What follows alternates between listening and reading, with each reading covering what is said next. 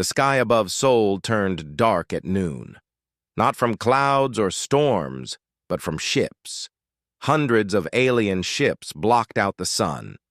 Captain Tae-ho stood at the window of the defense headquarters, watching the massive vessels hover in the atmosphere.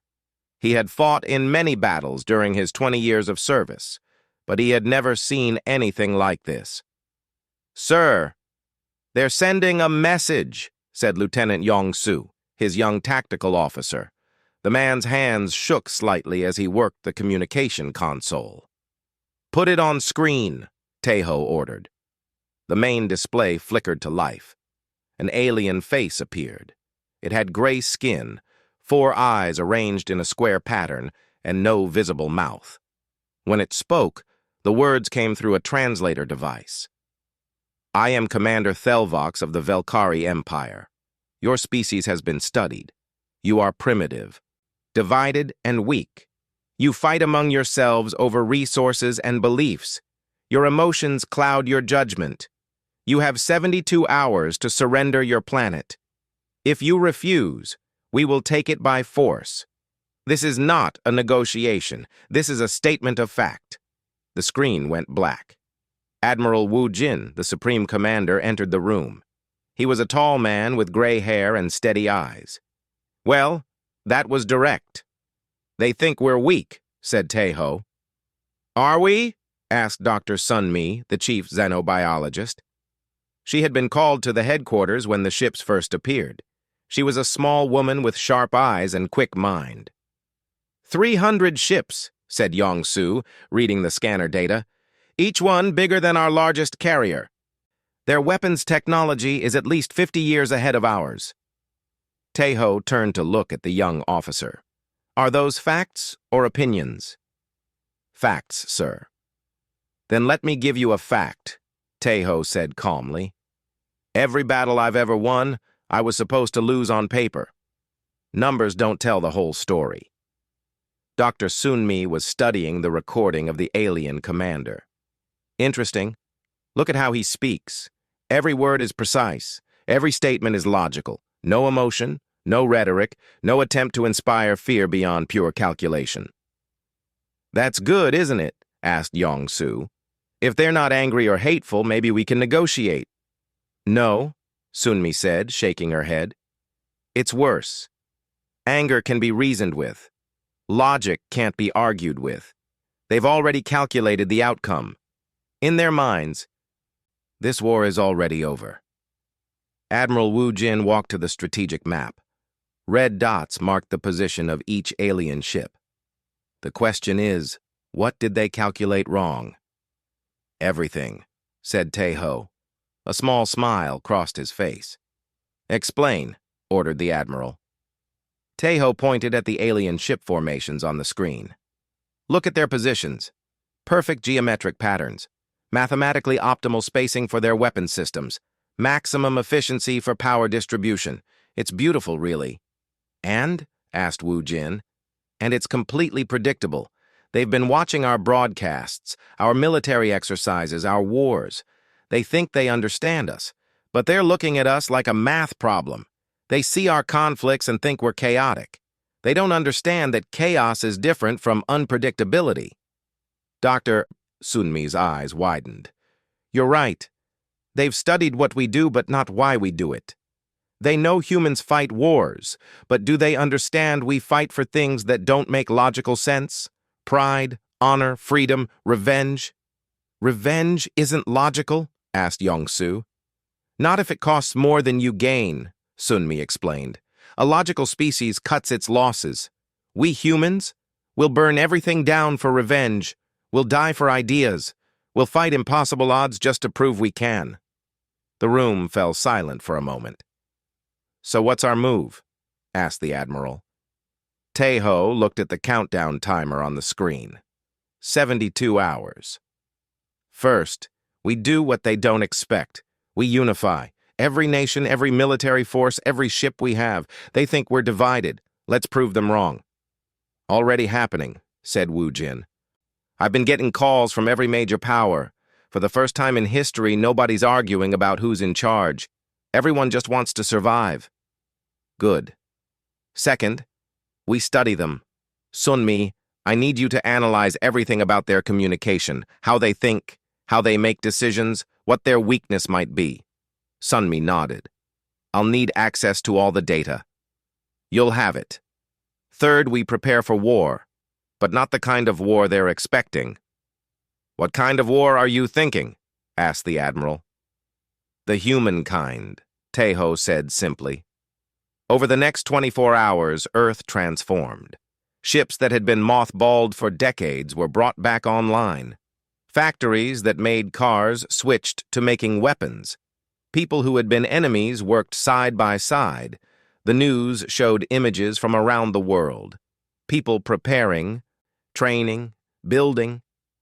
Dr. Sunmi worked without sleep, studying the alien transmission. She played it over and over, analyzing every word, every pause, every detail. Finally, she called Tai Ho to her lab. I found something, she said, her eyes red from exhaustion. They're not like us. I mean, really not like us. I don't think they have art. I don't think they have music. Look at their language structure. Every sentence is a statement of fact or a logical conclusion. There's no poetry, no metaphor, no symbolism. What does that mean? It means they've never dealt with a species that operates on anything other than pure logic and survival instinct. They probably conquered a dozen worlds, and every species fought to survive, then surrendered when survival became impossible. That's logical. But we don't work that way. No, we don't. We fight for things that don't exist. We die for ideas. We create meaning where there is none. That's going to confuse them. Tejo smiled. Then let's confuse them. The countdown continued. 48 hours left. Earth was ready, but not in the way the Velkari Empire expected. Commander Thelvox sat in his command ship reviewing the data. His calculations showed a 98% probability of victory. The humans had inferior technology. Their forces were scattered. They had no chance, but something bothered him. A small error in his models. The humans were behaving strangely. Instead of panicking, they were organizing. Instead of fighting among themselves, they were working together. It didn't match the pattern. He dismissed the concern. His logic was sound. The outcome was certain. In 48 hours, Earth would surrender. He had no idea how wrong he was. The Velkari attack began exactly on schedule. Commander Thelvox launched his assault at the 72-hour mark, not a second early or late. His ships moved in perfect formation, their weapons firing in calculated patterns designed for maximum efficiency. The human fleet met them above the Pacific Ocean. Commander Ji-Wan sat in the cockpit of her fighter, watching the alien ships approach. She was one of Earth's best pilots, known for what her instructors called creative flying. She had been reprimanded more times than she could count for ignoring standard procedures. Today, that was exactly what Captain Tejo wanted. All ships, this is command, came Tejo's voice over the radio. You have your orders. Engage at will. Use your own judgment. There is no standard formation. There are no required tactics. Fight like humans. Ji-Wan grinned. Finally, a commander who understood. She dove toward the alien formation, her fighter spinning in a way that served no tactical purpose. The Velkari ships tracked her movement, their computers trying to predict her next position. But there was no pattern to predict. She was flying on instinct and feeling. The first alien ship fired. Its weapon passed through empty space where its computer predicted she would be. Ji-Wan was already somewhere else, looping around and firing back. Her shot was less accurate, but it hit. Behind her, engineer Dae-Jung was having the time of his life. The old mechanic had been given permission to modify ships however he wanted. His fighter had unbalanced thrusters, asymmetric weapons, and what he called organized chaos in its design. It flew like it was drunk. The Velkari couldn't track it. Their targeting systems expected symmetry, efficiency, predictable physics. Dae-Jung's ship defied all of that. This is Dae-Jung to all ships, he called out. Stop flying like you're in a manual. Fly like you're alive. More human ships joined the battle, each one different. Some flew in formation, then broke apart randomly. Others painted their ships in bright colors that made no tactical sense, but somehow worked. One pilot was playing music over the open channel, loud classical Korean drums that echoed through space. The Valkyrie formation began to falter. On the ground, Captain Jinwoo led the defense forces preparing for possible invasion. He was reading an old book, its pages yellow with age. Sun Tzu's Art of War. The whole secret lies in confusing the enemy so that he cannot fathom our real intent, he read aloud to his officers. How do we confuse them? Asked one of the younger soldiers. By being human, Jinwoo answered. Set up defenses in places that make no sense. Put strong forces where they look weak, weak forces where they look strong. Fight when we should retreat, retreat when we should fight. Make them question everything. That sounds insane.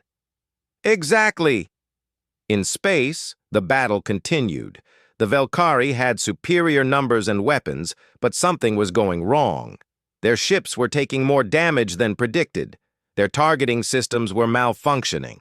The humans weren't fighting like any enemy they had encountered before. Commander Thelvox studied the battle data in confusion. The humans should have been destroyed in the first hour. Instead, they were holding their own. His computers couldn't model their behavior. Every time his systems predicted a human move, the humans did something different. Increase firepower by 20%, he ordered. Commander, that will drain our power reserves faster, his tactical officer reported. Do it. We need to end this quickly.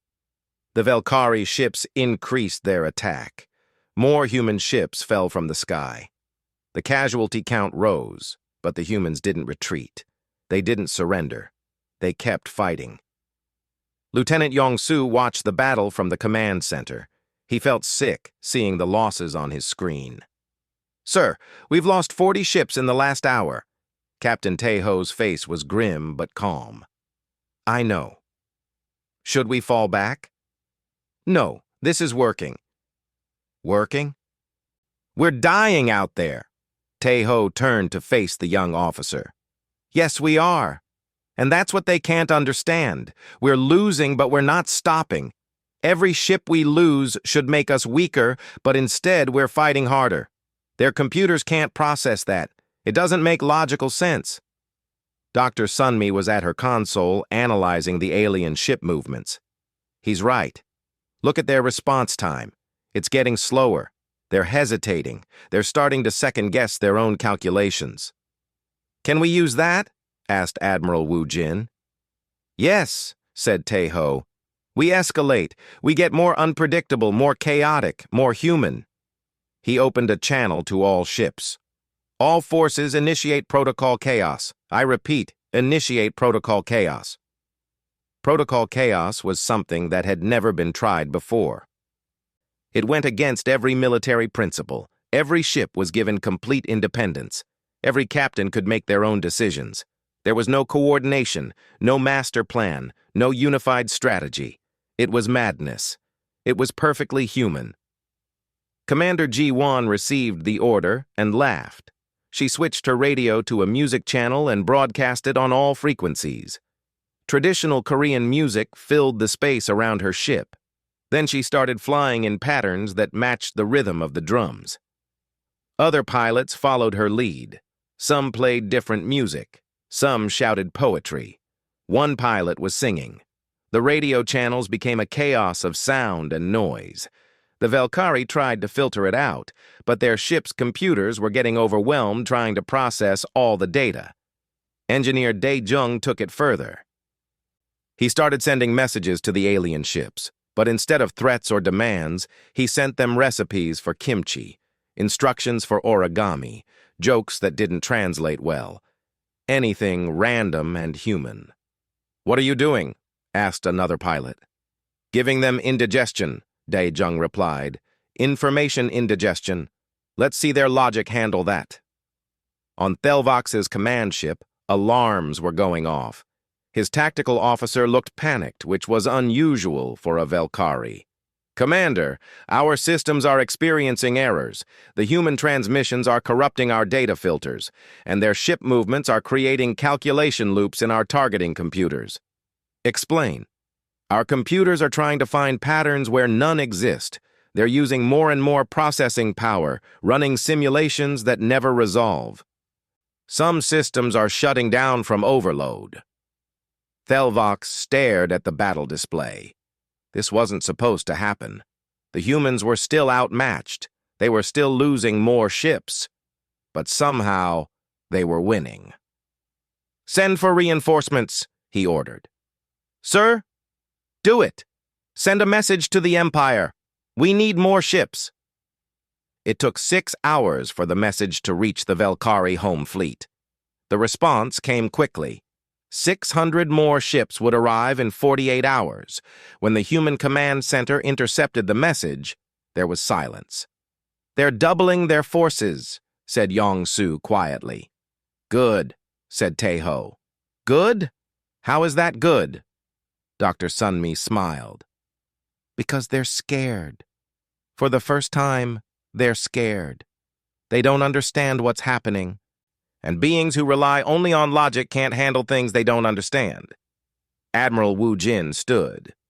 "We have 48 hours before those reinforcements arrive. What's our next move?" Taeho looked at Dr. Sunmi. "We don't just fight them with weapons. We fight them with what they don't have." "What's that?"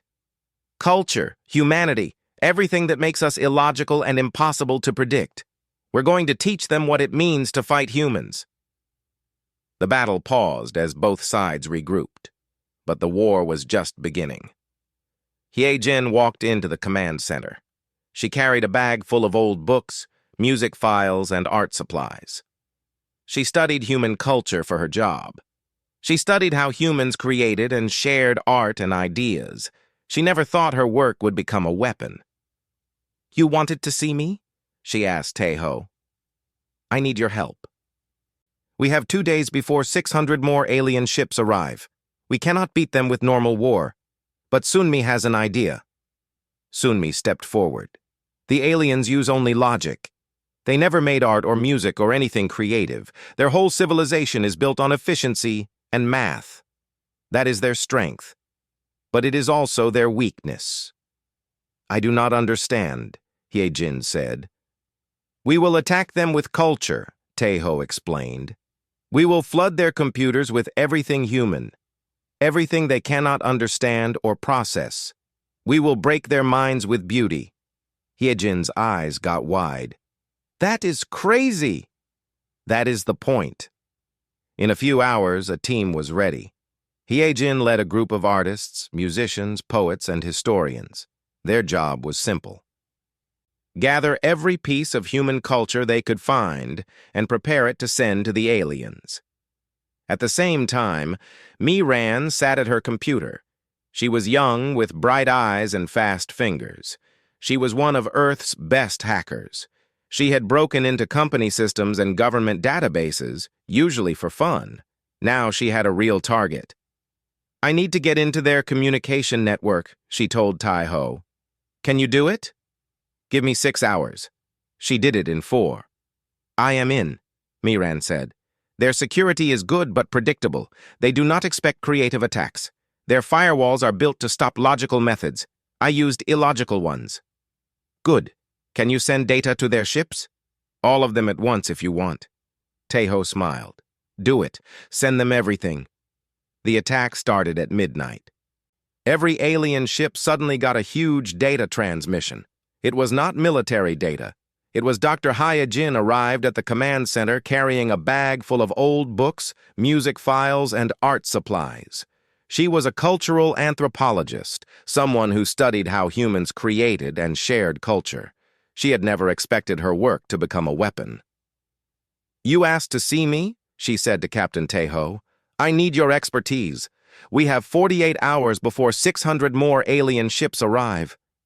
We can't beat them with traditional warfare." But Dr. Sunmi had an idea. Sunmi stepped forward. "The Velkari are purely logical. They've never developed art, music, or any form of creative expression. Their entire civilization is built on efficiency and calculation. That's their strength, but it's also their weakness. I don't understand, said Heejin. We're going to attack them with culture, Taeho explained. We're going to flood their systems with everything that makes us human, everything they can't understand or process. We're going to break their minds with beauty. Hyejin's eyes widened. That's insane. That's the point. Within hours, a team was assembled. Hyejin led a group of artists, musicians, poets, and historians. Their mission was simple: gather every piece of human culture they could find and prepare it for transmission. Meanwhile, Specialist Miran, a young woman with bright eyes and quick fingers, sat at her computer terminal.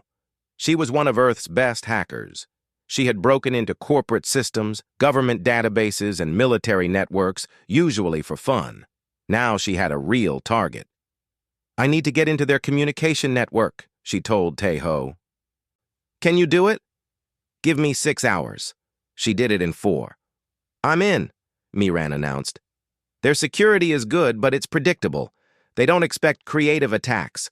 Their firewalls are built to stop logical intrusion methods. I used illogical ones. Good. Can you send data to their ships? All of them at once if you want. Taeho smiled. Do it. Send them everything. The attack began at midnight. Every Velkari ship suddenly received a massive data transmission. It wasn't military data or strategic information. It was human culture. Paintings by Van Gogh and Picasso, music from Beethoven and Korean traditional composers, poetry from around the world, movies, books, photographs of sunsets, videos of children playing, recordings of laughter and crying. The Velkari computers tried to process it all. They analyzed the patterns, searching for hidden messages or strategic data, but there was nothing to find. A painting was just a painting. Music was just sound. Poetry was just words that didn't follow logical patterns. Their computers started to slow down. On his command ship, Thelvox stared at the data flooding his systems. What is this? Unknown, Commander. It appears to be information with no purpose. Images that convey no tactical data. Sounds arranged in patterns that serve no function. Delete it. We've tried.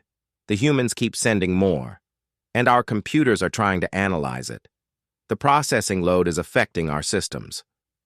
Thelvox looked at an image on his screen. It showed a human child hugging a dog. The image conveyed no useful information. It had no strategic value. Yet his computers were spending resources trying to understand why humans would create and preserve such an image. Why? He asked aloud. Why would they make this? His tactical officer had no answer. On Earth, Dr. Hyejin was coordinating the cultural assault. Send them the sad things too, not just beauty. Show them grief, loss, tragedy. Show them humans at our worst and our best. Why the bad stuff? Asked one of her assistants. Because we need them to understand the full spectrum of being human. We're not just happy or logical or efficient. We're contradictory. We create beauty in the middle of horror. We find hope in tragedy. That's what they can't understand. Specialist Miran sent more data. Videos of war memorials, photographs of people crying at funerals, stories of sacrifice and loss. Then, mixed in, images of people helping each other, strangers saving strangers, people giving up everything for others. The Velkari computers couldn't make sense of it. Why would a species document its own suffering? Why would they create art about pain? Why would individuals sacrifice themselves for others with no genetic relation? Captain Jin Woo took the cultural warfare to the next level. His ground forces started broadcasting human music toward the alien ships. Not just classical music, but everything. Rock music, hip-hop, traditional folk songs, modern pop. The variety was overwhelming. Then he did something even stranger. He had his soldiers perform traditional Korean dances in areas where the aliens might see them through their scanners, dances that served no military purpose but were beautiful and complex. "What are you trying to accomplish?" asked one of his officers. "I'm showing them that we do things for no reason except that we want to," Jinwoo explained, "that we find value in actions that have no survival benefit, that we're willing to be vulnerable and expressive even when we're at war." Commander Ji-won took her fighter squadron on a new mission. They flew in formation, but the formation kept changing. Sometimes it looked like birds flying. Sometimes it looked like flower petals falling. The movements were beautiful but served no tactical purpose. The Valkyrie ships tried to track them, but their computers couldn't predict patterns based on aesthetics instead of strategy. "Why are they flying that way?" a Valkyrie officer asked. "Unknown. It appears to be inefficient and purposeless." "Then why do it?" No answer. Dr. Sunmi watched the effects from the command center. "It's working. Look at their response times. They're getting slower and slower. Their ships are hesitating before taking actions. They're starting to question their own calculations." "How long can we keep this up?" asked Admiral Wu Jin. "Until they break or until the reinforcements arrive," said Taeho, "whichever comes first." The cultural assault continued for 24 hours. The Valkyrie fleet was in chaos. Ships were responding late to orders. Systems were overloaded. Officers were reporting strange malfunctions. But the real damage was happening in their minds. Commander Thelvox found himself staring at a piece of human art. It showed a starry night sky, painted in swirls of blue and yellow. There was no information in it, no data, no purpose. Yet he couldn't stop looking at it. Why would humans spend time creating something that had no function? He tried to focus on the battle plans, but his mind kept returning to the image, to the music he had heard, to the poetry that made no logical sense yet somehow conveyed meaning. For the first time in his life, Thelvox felt something he couldn't name. It was uncomfortable. It made his decisions harder. It made him question calculations that should have been simple. He was experiencing doubt, and he wasn't the only one. Throughout the Valkyrie fleet, officers were struggling with the same problem. They were being infected by something they had never encountered, the human perspective. "Commander, the reinforcements will arrive in 24 hours, his tactical officer reported. Thelvox nodded slowly. "Good. Perhaps with more ships we can end this." But he didn't sound certain anymore. On Earth, Captain Taeho prepared for the next phase. The cultural assault had weakened the Valkyrie psychologically. Now it was time to push harder. "Get me every philosopher, every teacher, every person who can explain what it means to be human," he ordered. "We're going to teach them something they've never learned." "What's that?" asked Dr. Hai-Jin. "That logic isn't everything. That meaning matters more than efficiency. That some things are worth dying for even when survival says otherwise." The real battle was about to begin. The Valkyrie reinforcements arrived like a dark cloud. 600 ships appeared in orbit, doubling the alien fleet. From Earth, the sky looked black with vessels. Lieutenant Yong-Soo felt his heart sink. "How are we supposed to fight that?" Captain Taeho stood quietly, watching the display. "We don't fight them with weapons alone. We fight them with what they can't understand." But Commander Thelvox had changed his strategy. He had spent the last 24 hours analyzing the human cultural assault. He decided the problem was that he didn't understand humans well enough. He needed to study them directly. "Capture a human vessel," he ordered. "Bring the crew to me alive. I will question them myself." The order went out. Within hours, a small human transport ship was captured. The crew of 12 was brought aboard Thelvox's command ship. Among them were Lieutenant Yong-Soo, who had been leading a supply mission, and a civilian scientist named Dr. Young-hee. Young-hee was young, barely 27, with bright eyes and a quick mind. She studied alien biology and had volunteered to help with the war effort. Thelvox brought them to an interrogation room. He stood before them, his 4 eyes studying each human carefully. "I want to understand," he said simply. "Why do you fight? You cannot win. Our numbers are superior. Our technology is advanced. Logic dictates you should surrender." Yong-Su stayed quiet, remembering his training. But Young-Hee spoke. "We fight because we choose to." "That makes no sense. Choice without benefit is illogical." "Maybe to you, but to us the choice matters more than the outcome." Thelvox tilted his head. "Explain." Young-Hee looked around the room.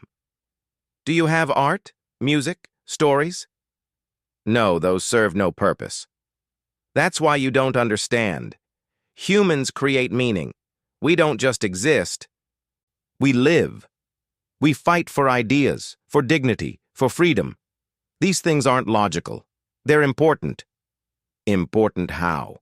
They don't increase survival." "No, but they make survival worth it." Thelvox was silent for a long moment. His computers could not help him understand this concept. Survival was the purpose. What could be more important than survival? Over the next hours, Young-Hee talked. She explained human history, the wars fought over beliefs, the art created in the darkest times, the sacrifices made for strangers, the love, the hate, the joy, the grief, all the messy, illogical emotions that made humans who they were. Yong-Su watched in surprise as the alien commander listened. Thelvox asked questions. He tried to understand, and slowly something changed in him. "You fight even when you will lose?" Thelvox asked. "Sometimes the fight itself is the point," Young-Hee answered. "Sometimes refusing to surrender is more important than surviving. That is irrational. Yes, but it's also human, and you can't beat it with logic because it exists outside logic." Thelvox felt something strange happening inside him. The certainty he had always known was cracking. The clear calculations were becoming fuzzy. For the first time in his existence, he felt uncertain. And uncertainty led to something else. Something his species had never experienced. Fear. Back at Earth's command center, Captain Tae-Ho was preparing the final phase of his plan. He called it Operation Humanity. "Instead of hiding who we are, we're going to show them everything," he explained to his team. "Every human story, every moment of beauty and tragedy. We're going to broadcast the entire human experience directly at their fleet." Dr. Hyojin and her team had compiled thousands of hours of content, videos of human life from birth to death, families laughing together, soldiers saying goodbye to loved ones, artists creating masterpieces, scientists making discoveries, children playing, old people sharing wisdom. "This is everything we are," Hyejin said quietly. "The good and the bad, the logical and the crazy, all of it." "Send it," ordered Tae-Ho. Specialist Miran's fingers flew across her keyboard. The transmission began. Every Velkari ship received the data stream. This time they couldn't filter it out. It poured into their systems, overwhelming their computers. But more than that, it began affecting the Velkari themselves.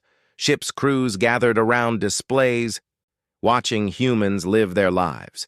They saw things they had never imagined. They saw a father teaching his daughter to ride a bicycle. They saw soldiers carrying wounded comrades under fire. They saw artists painting for no reason except beauty. They saw people crying at weddings. The Velkari didn't have words for what they were seeing. They didn't have concepts for it. But they felt something stirring inside them. On Thelvox's ship, the commander was still talking to Young-Hee when the transmission reached him. His display showed a video of a human memorial service. People were crying, sharing stories about someone who had died. "Why do they gather to remember the dead?" Thelvox asked. "The dead cannot benefit from remembrance." "No, but the living can," Young-Hee answered. "We remember because it gives meaning to loss." We share grief because it makes us feel less alone. We honor the dead because it reminds us that lives matter, that we matter. Thelvox watched the video. He saw humans supporting each other. He saw them finding comfort in shared pain. He saw them creating meaning from tragedy. And something broke inside him. It wasn't a physical breaking. It was the shattering of his entire worldview. Everything he had been taught, everything he believed, suddenly seemed incomplete. Logic was powerful, yes. Efficiency was useful, yes. But there was something else. Something the Velkari had never discovered. There was meaning beyond survival. Admiral Wu Jin received reports from across the battle space.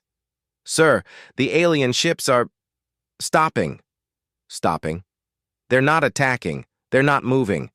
Some of them are broadcasting requests for more data. They want to see more of the human content.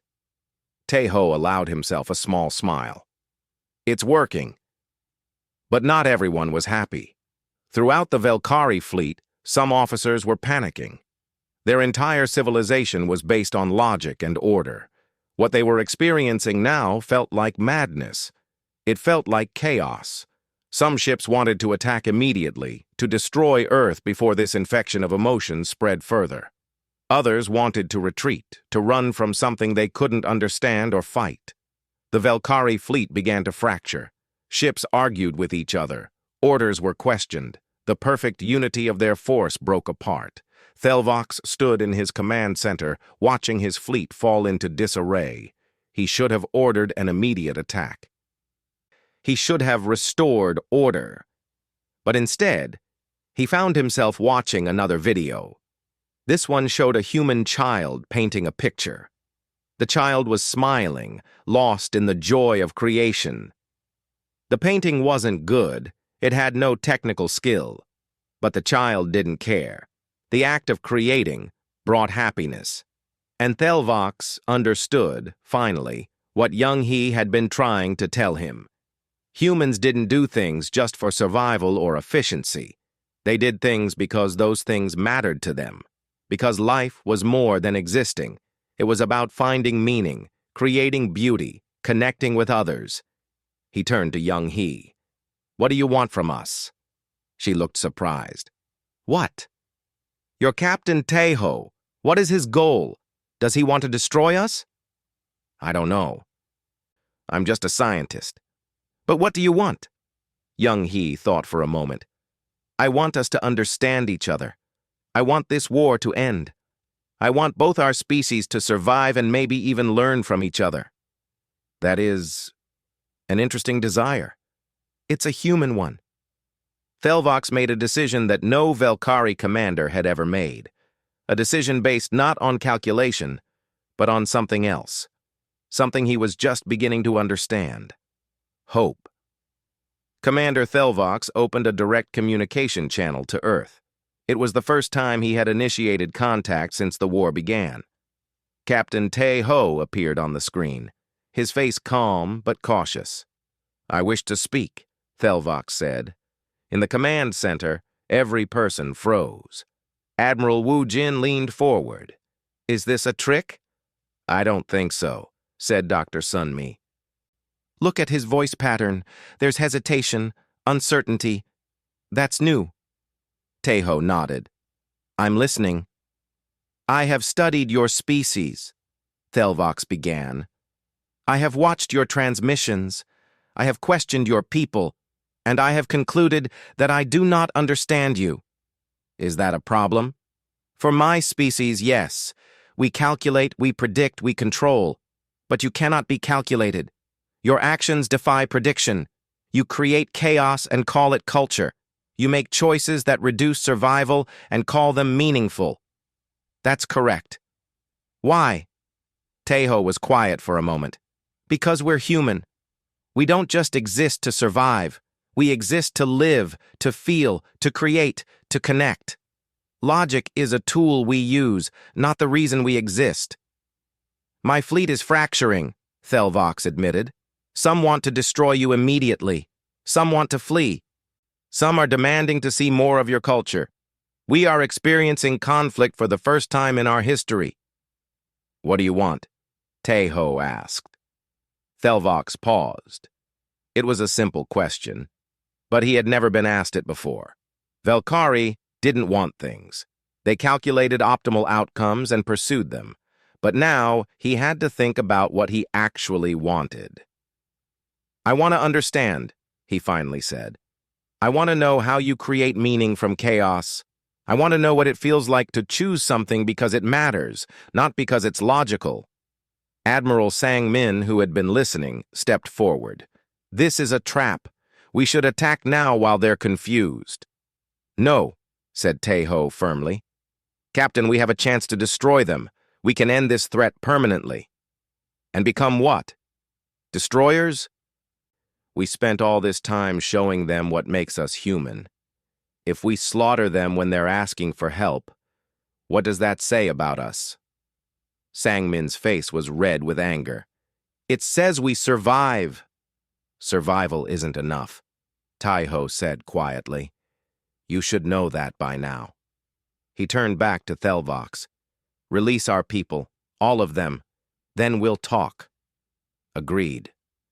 Within hours, Lieutenant Yongsu, Dr. Young-hee, and all the other captured humans were returned to Earth. They were unharmed, though confused by what had happened. Young-hee was brought to the command center. She explained her conversations with Thelvox. "He's changing," she said. "They all are. The cultural data we sent them is affecting them in ways they don't understand. They're experiencing emotions for the first time. It's terrifying for them." "Can we trust them?" asked Admiral Wu Jin. "I don't know. But I know Thelvox is genuine. He really wants to understand us." Ambassador Bo-Ra arrived from the diplomatic corps. She was an older woman with silver hair and wise eyes. She had spent 30 years negotiating peace agreements between human nations. "Let me speak with them," she said. "This isn't a normal negotiation," Teho warned. "No, it's better. They're not asking for terms. They're asking for understanding. That's something I can work with." The first meeting happened on a neutral station in orbit. Ambassador Bo-Ra represented Earth. Commander Thelvox represented the Velkari. Both sides brought minimal security. Bo-Ra started simply. "Tell me about your people." Thelvox described Velkari civilization. "A society built on perfect logic and efficiency. No crime because everyone followed optimal behavior. No art because it served no function. No love because emotional bonds were inefficient." "It sounds lonely," Bo-Ra said. "Lonely?" "Alone, isolated, without connection to others. We work together efficiently." "But do you care about each other?" Thelvox had no answer. Bo-Ra smiled gently. "Let me tell you about humans. We're messy. We fight with each other. We make terrible decisions. We create things that have no purpose except beauty. We love people who hurt us. We sacrifice everything for ideas that might be wrong. We're contradictory and confusing and impossible to predict. Yes, this is what I have observed. But we're also capable of incredible things. We create art that moves people to tears. We build relationships that last lifetimes. We find meaning in suffering. We choose hope even when logic says there is none. That's our strength, not efficiency, but meaning." "How do I learn this?" "You're already learning it. The doubt you feel, the questions you're asking, the uncertainty. That's the beginning." Over the next weeks, an unprecedented exchange began. Velkari ships remained in orbit, but they weren't threatening Earth anymore. Instead, they were learning. Dr. Hai-Jin established what she called the Institute for Interspecies Understanding. Velkari officers came to Earth to study human culture. They attended concerts. They visited art museums. They watched people live their daily lives. It was awkward at first. The Velkari didn't know how to appreciate a painting or enjoy music. They tried to analyze everything, to find the logic in it. Slowly, they learned to just experience things. Commander Ji-won started teaching Velkari pilots about inspiration-based flying. She took them up in fighters and showed them how to fly not just efficiently, but beautifully. "Why spiral like that?" one Velkari pilot asked. Because it feels good, Jiwan answered. Because it's fun. Because I can. The Velkari pilot tried it. The spiral was inefficient. It served no tactical purpose. But for the first time in his life, he felt something like joy. Engineer Dai Jung showed Velkari engineers his workshop. Look at this mess, he said proudly. Tools everywhere, parts in random places, no organization. This is inefficient. Maybe. But it's also creative. Sometimes the best ideas come from chaos. You can't plan inspiration. He taught them to experiment, to try things that might fail, to build machines that were interesting rather than just functional. Captain Jin Woo invited Velkari officers to watch his troops train. But instead of combat drills, he had them watch soldiers helping each other, encouraging each other, building team bonds. This training time could be used for combat practice, a Velkari observer noted. Combat skill means nothing if soldiers don't trust each other, Jin Woo explained. We're not just training warriors. We're building a family. Back in the Velkari Empire, news of what was happening reached the high command. The response was mixed. Some saw it as a dangerous infection that needed to be stopped. Others were curious. The Empire sent observers. They came expecting to find their forces weakened and corrupted. Instead, they found something unexpected. Thelvox's fleet was still powerful. The ships still functioned. But the crews were different. They smiled sometimes. They created art in their spare time. They formed friendships. And they were happy. One of the observers met with Thelvox. What have you done to your crew? I taught them to be more than efficient, Thelvox answered. I taught them to find meaning. This is against everything we believe. Perhaps what we believed was incomplete. 5 years passed. The Velkari didn't leave Earth. Instead, they became allies. They built a permanent station in orbit where both species could meet and learn from each other. Thelvox retired from military service. He spent his time studying human philosophy and art. He learned to paint, though he admitted he wasn't very good at it.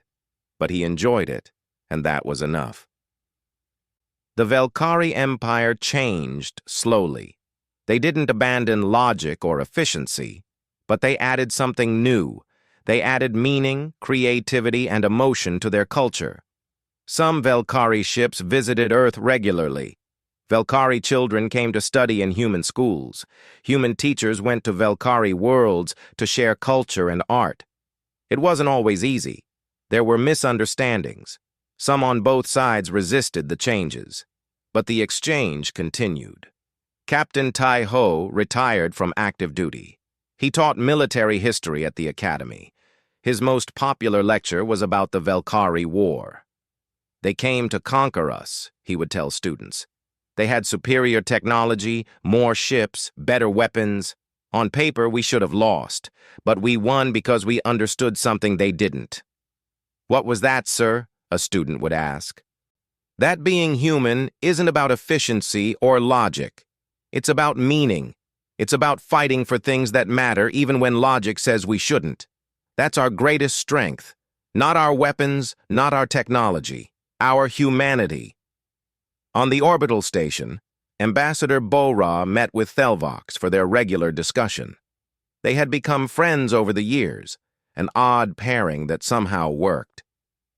Do you regret it? She asked him. Coming to Earth? Starting this war? Thelvox thought for a long time. I regret the deaths. I regret the suffering we caused. But I don't regret what I learned. What did you learn? That there is more to existence than survival. That meaning matters. That a life lived with purpose and beauty is worth more than 1,000 years of mere efficiency. Bo-Ra smiled. You're becoming quite philosophical. I learned from the best. They sat in comfortable silence, looking out at Earth and the stars beyond. Two species that had been enemies now shared knowledge and friendship. And somewhere in the galaxy, other species were watching and learning. The news had spread. Humans couldn't be conquered in the traditional way, but they could teach you something far more valuable than victory. They could teach you what it meant to live. In a small classroom on Earth, a Velkari child and a human child worked together on a painting. The Velkari child was learning to appreciate colors and shapes without analyzing them. The human child was learning to explain why art mattered. "Why do we paint?" the Velkari child asked. The human child thought for a moment. "Because it makes us happy. Because it's beautiful. Because we can." Those aren't logical reasons. No, but they're human ones. And now they're yours too. The two children went back to painting, creating something that served no purpose except to exist and be beautiful. And that was enough.